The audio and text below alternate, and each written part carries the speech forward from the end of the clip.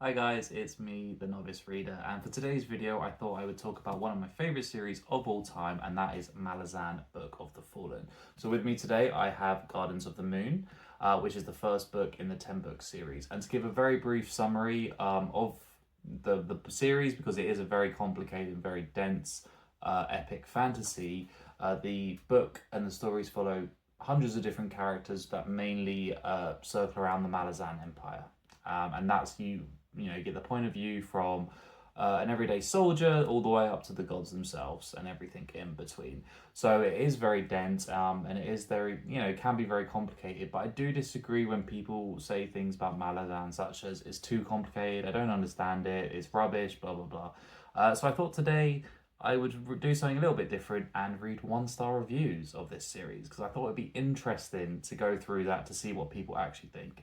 So all the 1-star reviews I've got from Gardens of the Moon, because I thought if I'm going to get, reviews of the series, I'm going to get them from the first book. No one's going to read 6 books and then put their 1-star review. Well, they might, but then it would just be specifically for that book. So I would like to read about, the whole series. So they're mainly from Goodreads. Some are from Amazon.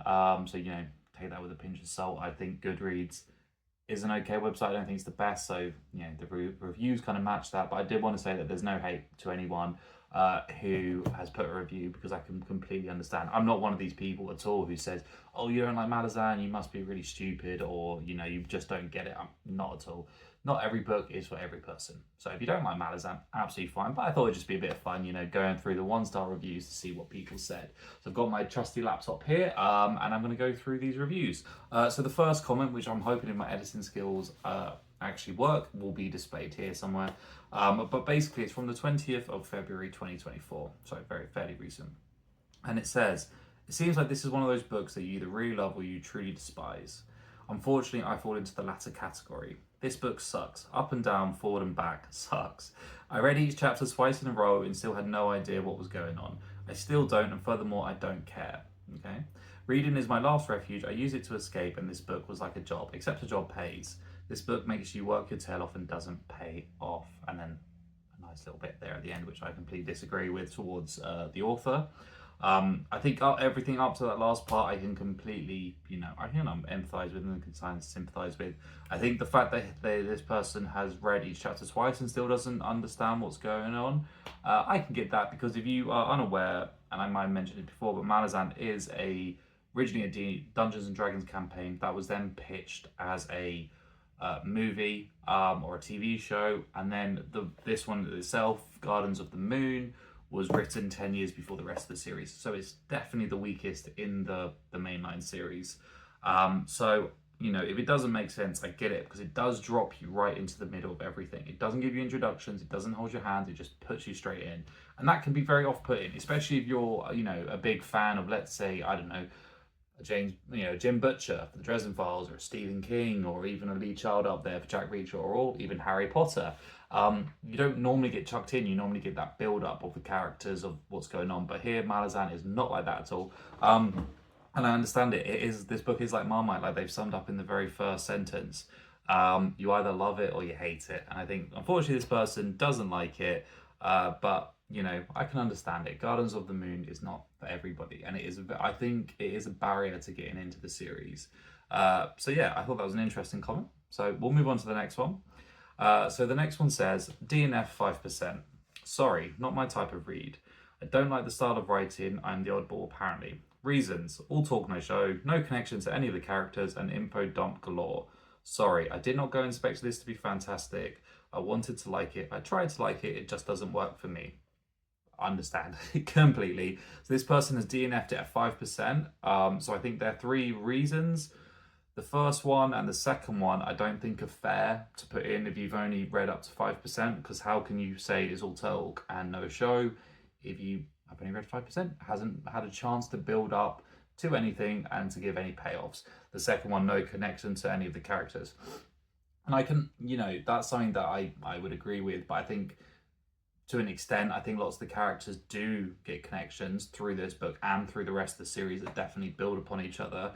But in this book, it is, they're not, the connections aren't there, especially not in the first 5%, but they would get there. This person continued for at least another 20%, then they would have got there.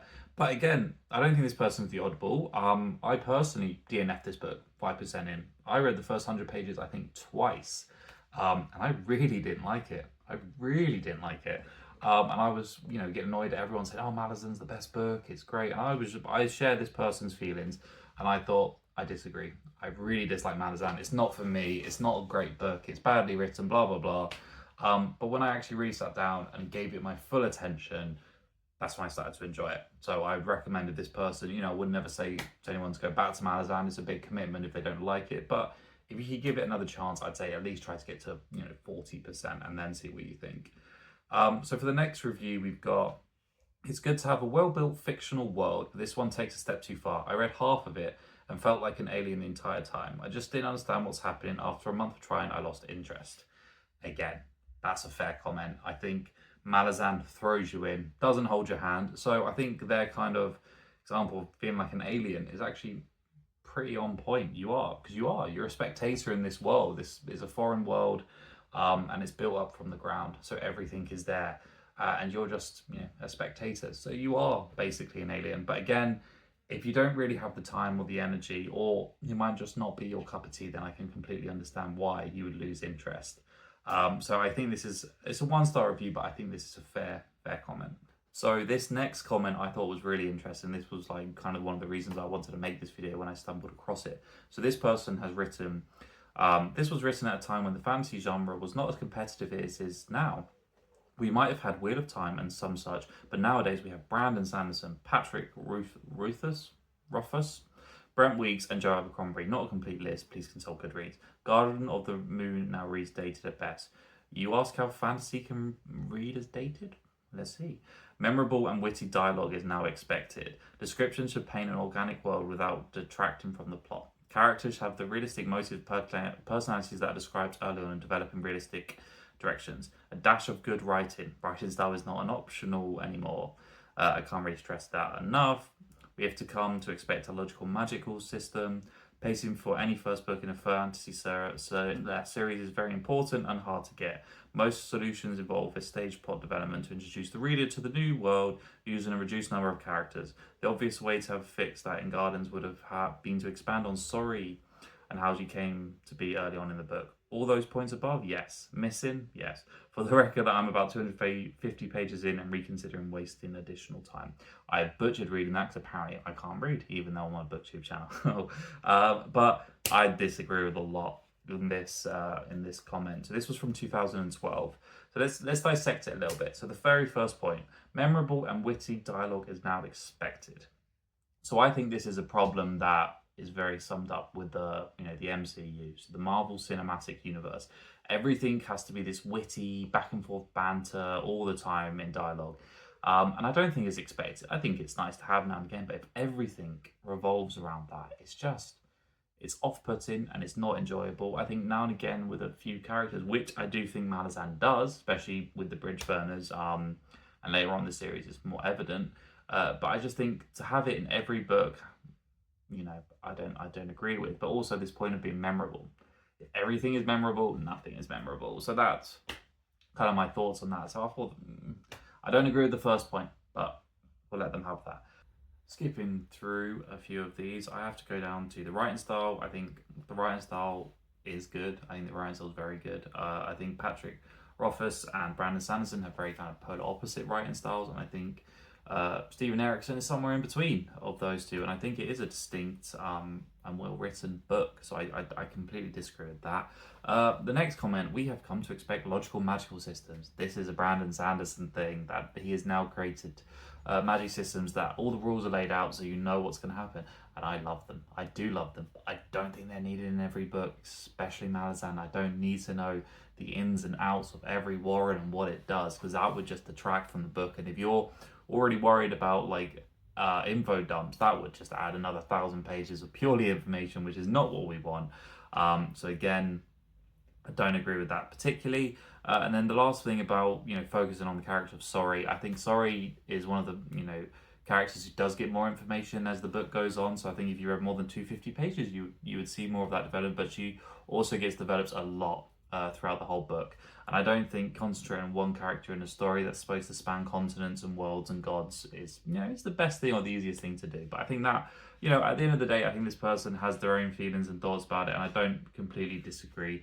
And I think that's, I've said it a few times, but I think it's fair enough. You can have your disagreement with that. I disagree with them, but at the same time, everyone has their own opinion, and we respect that.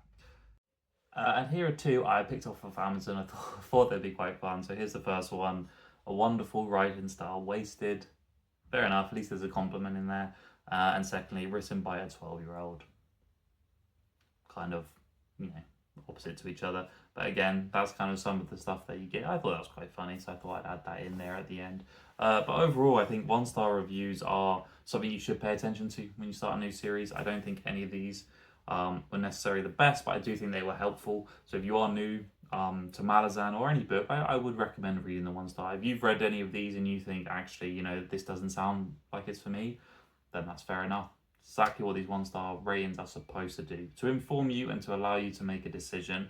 But I wholeheartedly disagree. I think Gardens of the Moon is a very difficult one to get into, but if you can push through, I think the Malazan series as a whole is fantastic, and you would be missing out if you don't give it a chance. So they might have thought this book was 1-star, but it's 5 stars in my heart, and I still will always recommend Malazan Book of the Fallen. So again, this has probably been a bit of a wafty video. I don't write a script.